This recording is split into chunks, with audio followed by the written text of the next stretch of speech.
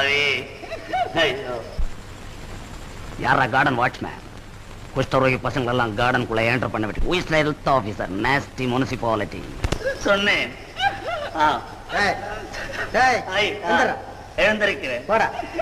தள்ள வேண்டாம்.